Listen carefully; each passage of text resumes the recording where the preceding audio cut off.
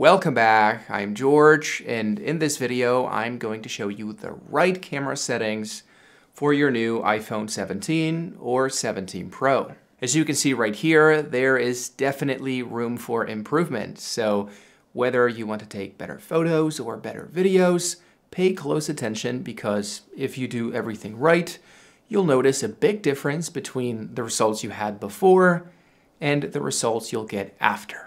But anyways, that being said, let's begin by coming here to the Settings app, then swiping down to the Camera subsection, and we are going to begin, as I always do, with the most impactful settings.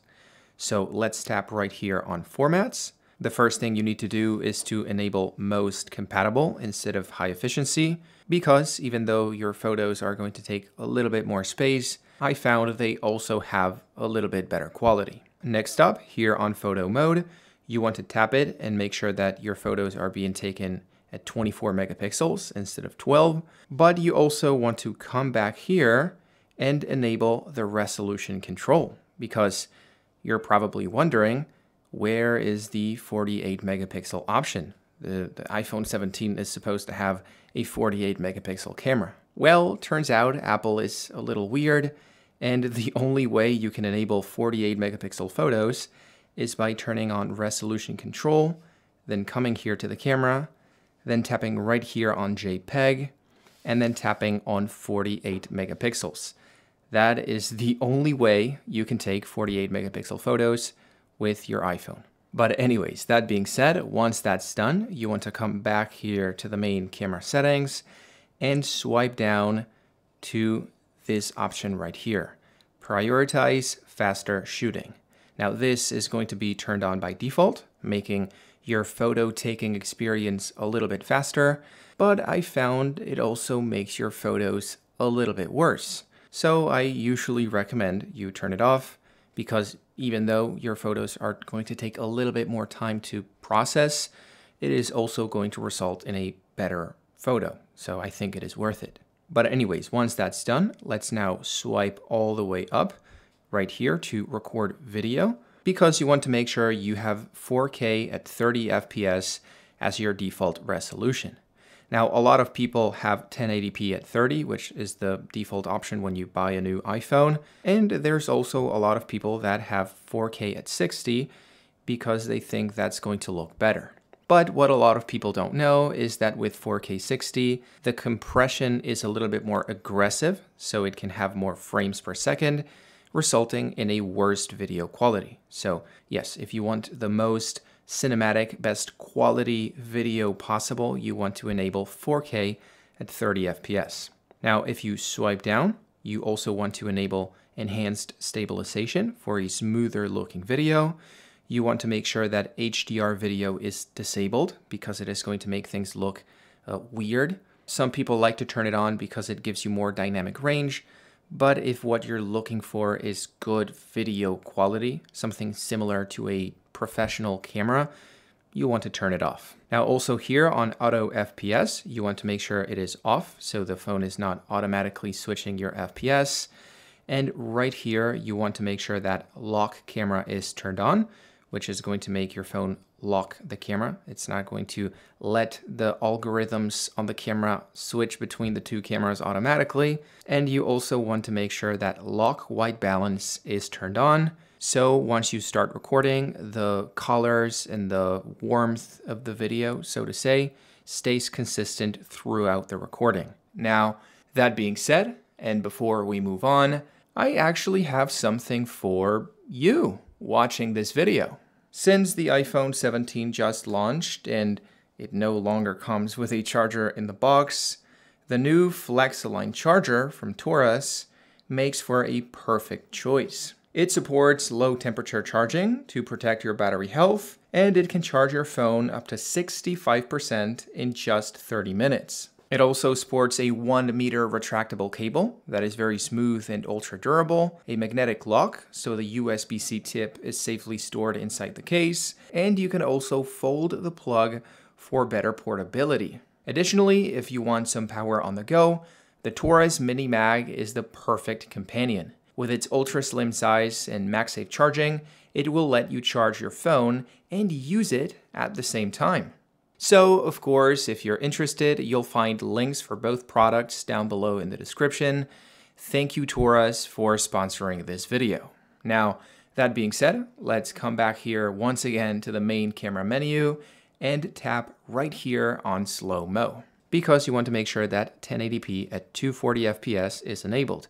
This is going to give you the best resolution at the biggest amount of FPS for the slowest video. It is definitely the option you have to enable. Now let's swipe again to the main camera section and tap on record sound. In this case, I think by default you'll have spatial audio, which I don't recommend. It is going to decrease the quality of your audio in exchange for a couple cool features. In my case, I usually set it to mono because it is the most editable, highest quality, and most compatible audio you can have on your iPhone. But anyways, let's now swipe back to the main camera section because I think I forgot to talk about the cinematic modes. Let's tap right here. As you can see, you have 1080p at 30, 4K 24, and 4K 30.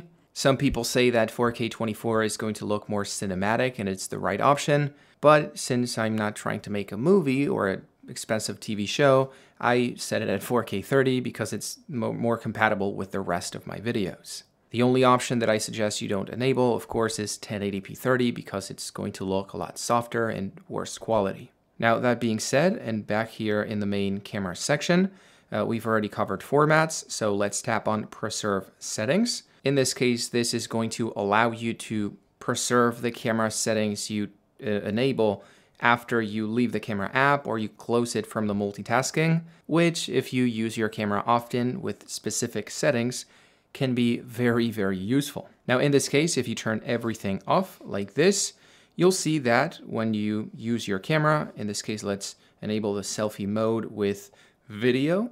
This mode is going to stay just fine when you use the app, but if you leave and do other stuff and come back 20 minutes later, you'll see that it is back to the default mode. It is back to photo with the normal front-facing or rear camera. So if you want to fix these issues, you can come to the settings and enable, let's say, camera mode. This is going to lock your video, photo, or whatever you chose. Let's also enable resolution control. So if you turn on 48 megapixels, it stays at 48 megapixels. And I also suggest you turn on live photo because by default, the iPhone is always going to revert back to live photos that, of course, are going to take a lot more space on your phone. So if you turn this on and then turn off live photo, it's going to stay like that forever. Now, of course, you could also enable any of the other features, but these are more going to depend on the way you use your camera. For example, if you like to take photos with a specific photographic style, you can turn this on so it stays like that forever. If you take photos with a specific depth control, you can turn this on. But that's, once again, more so going to depend on how you use your camera personally. But anyways, let's swipe back here to the main camera section. I also recommend right here you turn on Use Volume Up for Burst, which, like the name suggests, is going to let you take a photo by pressing the volume up button like this. It is very handy when you maybe have small hands or a very big phone and you don't have, enough finger to tap on the shutter. You can quickly tap on the volume up button. And even if you press and hold, you can take a burst of photos. Very handy. Now, a little bit below, you also have the option to scan QR codes, which is very useful. I'm pretty sure you've had to scan a QR code at a restaurant or somewhere else, and you've done it with the camera app on your phone. Well, that's enabled thanks to the Scan QR Codes option. Make sure it is not turned off. Also here, a little bit below, you have grid and level options, which is great to improve the quality of your photos. As you can see, the grid are these 4 lines separating the display in 9 different squares, which are going to help you better frame your images. Ideally, when you're taking a photo of something, you want to place it in the middle square so it's centered in the frame, and that is going to help you take a better photo than if you don't have that and you maybe take it a little bit off axis and it looks off. And well, I'm not really sure if you can see it. We also have a level right here, which is going to turn yellow, there we go, when the camera is completely vertical or completely horizontal, so your photos are more aligned, more straight, and therefore they look better.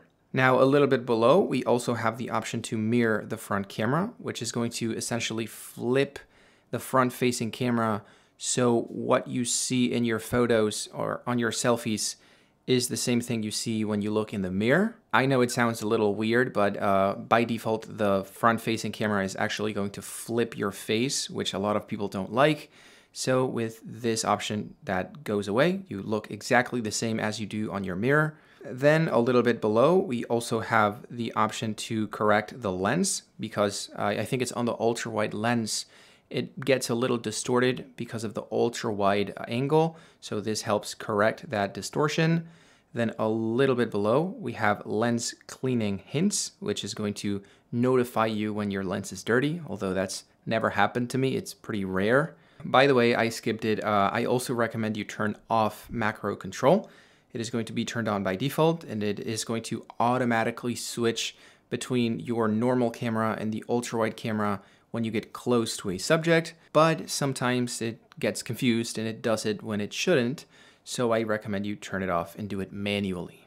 And well, that being said, as you can see, those are all the camera settings, but there's one last thing you should know. That's right here on your photo and video app.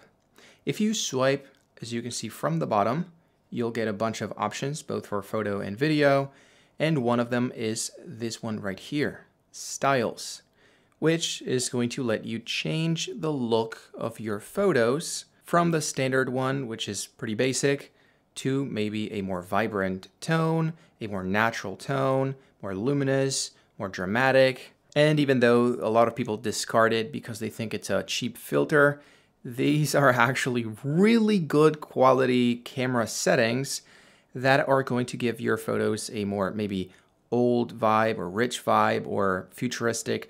It is actually really good quality. It is not a cheap filter by any means.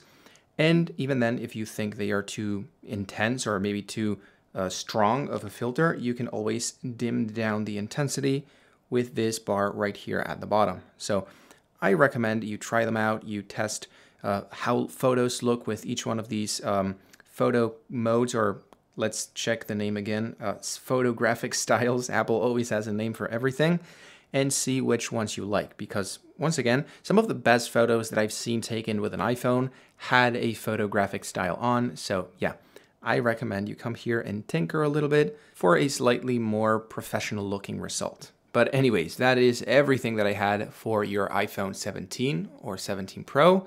I honestly believe that if you apply all of these tips, you are going to notice a difference, a noticeable difference between the photos you took after and the photos you take now. But if you have any questions regarding anything that I said, please tell me in the comments. And if not, I hope you have an amazing rest of the day, and I hope to see you very soon in a new video. Peace.